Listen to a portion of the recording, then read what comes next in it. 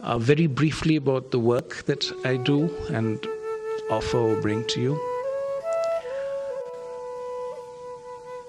I won't use the word, in literature I of course use this phrase self-actualization and self-realization, but right now I'll just try to tell you in very, very concrete terms what this work is all about.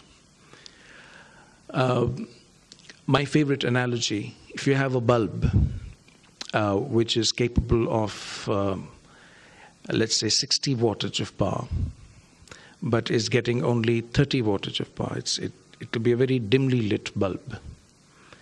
And no matter how well you train this bulb, it will still remain it will still be glowing at 30 watts. Because the energy, the electricity, the charge that it needs to glow fully is not there. So we can do all kinds of things on the bulb, but it will not glow brighter till you put in more charge in it, you put in more electricity in it. A slightly different analogy, if you can think of a rubber doll, you inflate this doll and so if you don't inflate it fully, you will have a doll that sits like that and walks like that and talks like that. It's not. And no matter how much you work on the doll, it will always remain like this because there's not enough air inside. But you fill it up with air and it assumes its fullness of being, just like that bulb that assumes its fullness of power. So self-actualization is simply that. You put in more life force and that's it.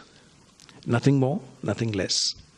So the difference between the mediocre and the excellent, the difference between the ordinary and the extraordinary is just that amount of life force that one has.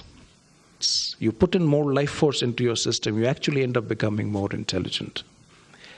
You end up becoming healthier. By healthier, I don't mean that you end up having a gym kind of a body. You don't have the bodybuilder's structure. But you become inwardly healthy. You develop the capacity in your body to resist disease of any kind, and actually resist disease. So, of course, your immune system, if it works very well, it can fight disease once it's there. But here we are talking about an immune system which is so developed that it actually wards off the disease before it enters your system.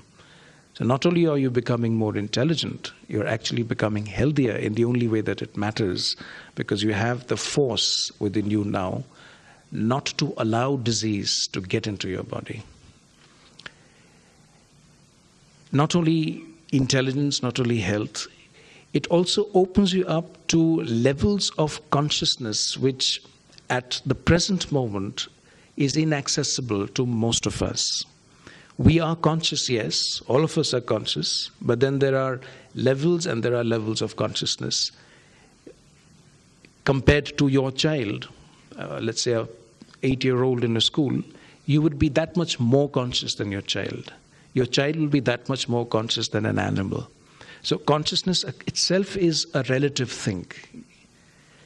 What we are talking about here is an actual method, a concrete, practical method that makes you more conscious. It gives you a hands-on, I won't call it technique, but a system, because it's not a technique. There are several techniques all put together, but it gives you a system which makes you more conscious, more intelligent, healthier, happier, because finally happiness is a byproduct of health, wealth, that's prosperity.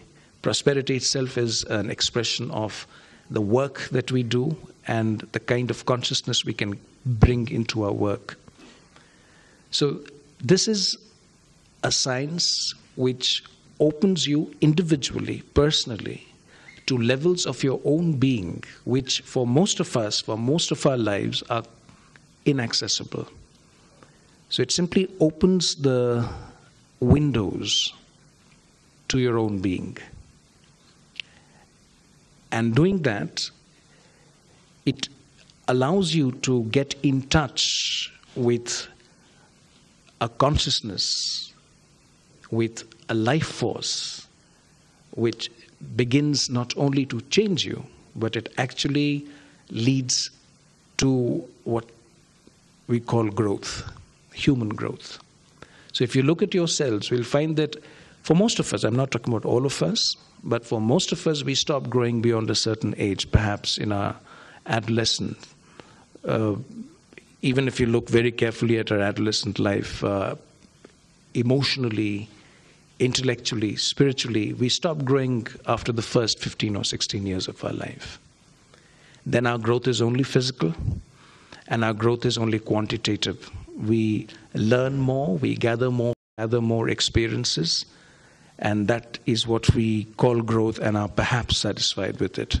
But in terms of our ability to process information, in terms of our ability to master our emotions, in terms of our ability to master our own circumstances in which we live, in terms of our ability to master ourselves, in terms of our ability to use our power of will, our volition, we don't grow.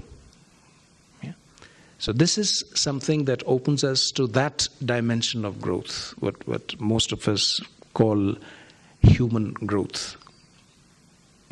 In the Indian traditional sense, we use a word for this kind of knowledge or science that I'm talking about it, Sanatan. Sanatan is eternal and universal, known in different cultures and different societies and different countries by different names, articulated in different vocabularies, but essentially the same knowledge, the same system that has existed always and will exist always, as long as there are human beings on this planet.